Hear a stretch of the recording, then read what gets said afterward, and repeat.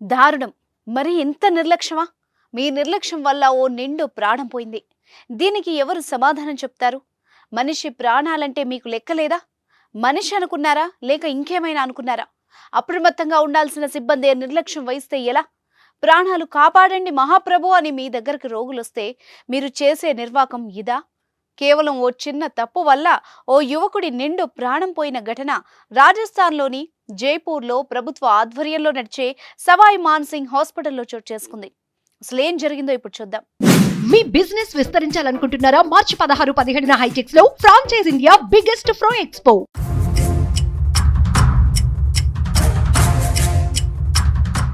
రక్తదానం అనేది ఉత్తమం. ఎందుకంటే రక్తదానం ఓ మనిషి జీవితాన్ని కాపాడుతుంది. అత్యవసర పరిస్థితుల్లో రక్తదానం చేయడం అవసరం. ఇలా మనం ఇచ్చే రక్తం ఏదో రకంగా ఉపయోగపడుతుంది. రక్తదానం వల్ల ఎందరో వ్యక్తుల జీవితాల్లో వెలుగులు నింపొచ్చు. అయితే ఇలా రక్తదానం చేసిన వ్యక్తుల రక్తాన్ని సరైన గ్రూప్ వ్యక్తికి ఎక్కించి వాళ్ల ప్రాణాలు కాపాడతారు డాక్టర్స్. అయితే ఇక్కడ మరోలా జరిగింది. వేరే బ్లడ్ గ్రూప్ పేషెంట్కి ఎక్కించడంతో అతని 2 కిడ్నీలు పాడై ఆ యువకుడి ప్రాణాలు పోయాయి.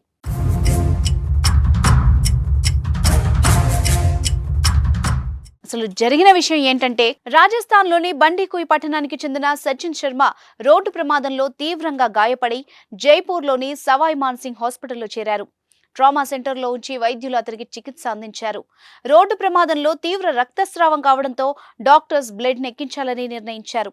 పేషెంట్ బ్లడ్ గ్రూప్ ఎక్కించాలని డాక్టర్లు సిబ్బందికి సూచించారు. అయితే వార్డ్ బాయ్ ఏబి పాజిటివ్ రక్తానికి బదులు ఓ పాజిటివ్ రక్తాన్ని ఎక్కించాడు.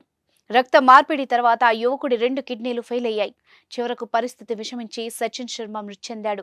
దీంతో కుటుంబ సభ్యులు బోర్న విలపించారు.